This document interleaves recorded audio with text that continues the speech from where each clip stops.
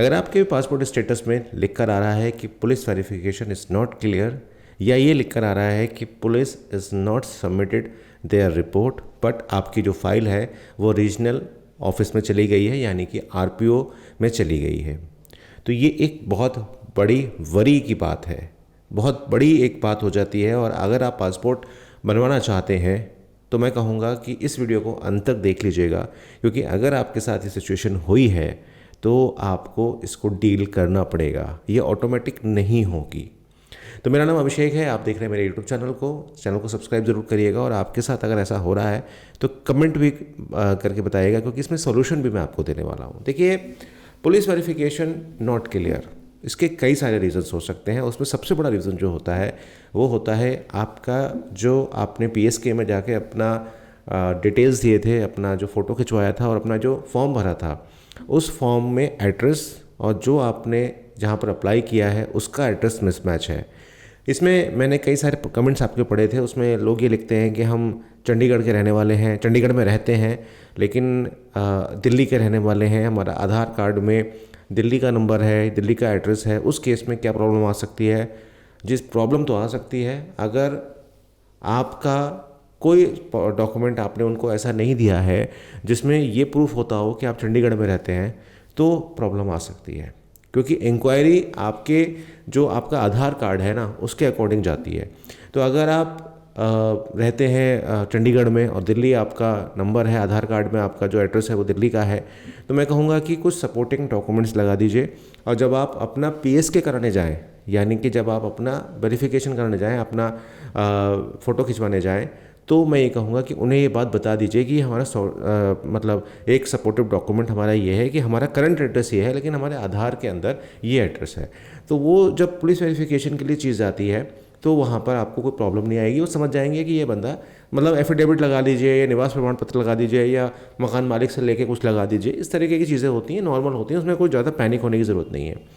तो वहाँ पर कुछ प्रॉब्लम्स आ जाती हैं, मतलब डॉक्यूमेंट मिसमैच हो जाते हैं, एड्रेस मिसमैच हो गया या कोई डिटेल जो थी वो मिसमैच हो गई।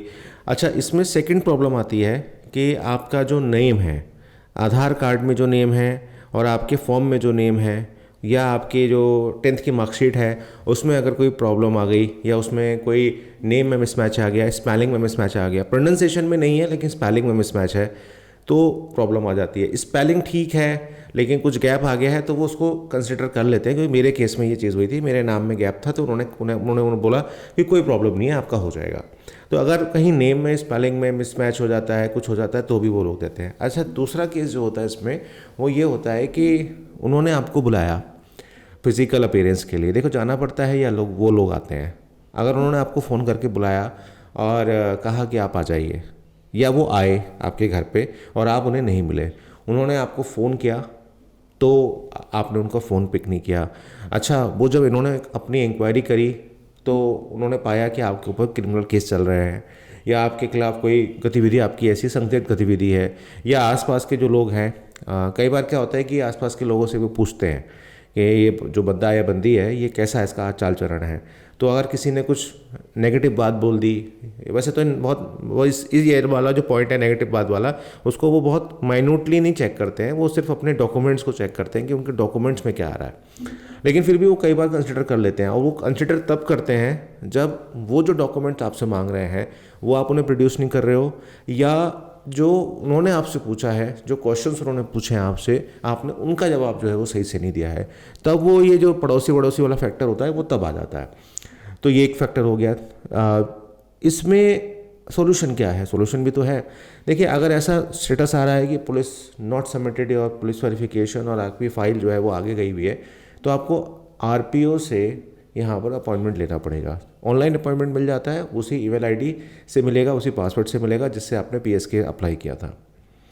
तो यहाँ पर ये बात भी इंपॉर्टेंट हो जाती है कि आप अपना पासपोर्ट का जो फॉर्म है कोशिश करिए खुद से भरने की, साइबर कैफ़े वाले से मत भरवाइए, उसमें दिक्कतें कई बार हो जाती हैं।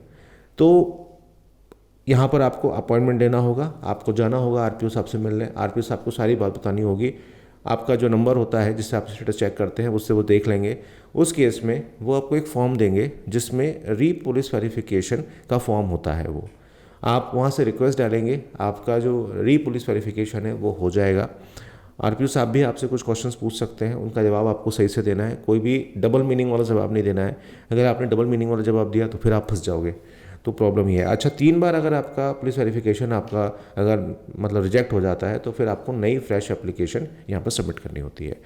तो मैं अगेन वही बात कहूँगा कि आप लोग अपना फॉर्म खुद से भरिए, देखभाल के भरिए। पुलिस वेरिफिकेशन एक बहुत इंपॉर्टेंट एक फैक्टर होता है, ये जब तक क्लियर नहीं होगा आगे आरपीओ आपको पासपोर्ट नहीं देने वाले। और अगर आपके ऊपर कोई क्रिमिनल रिकॉर्ड है, कुछ है, तो मैं कहूँगा कि थोड़ा सा जांच पड़ताल कर लीजिए अपने लिए कि कहाँ आप फंस सकते हैं कि नहीं फंस सकते। ये सारी चीज़ें आप कंसिडर कर लीजिए। बाकी जो सपोर्टिव डॉक्यूमेंट्स होते हैं, चाहे वो एड्रेस का है चाहे वो नेम का है, उसे ज़रा दुरुस्त रखिएगा, तभी आपका पुलिस वेरिफिकेशन सही से हो पाएगा। मुलाकात होगी एक नई वीडियो में। अगर कोई क्वेरी है तो कमेंट करके ज़रूर पूछिएगा।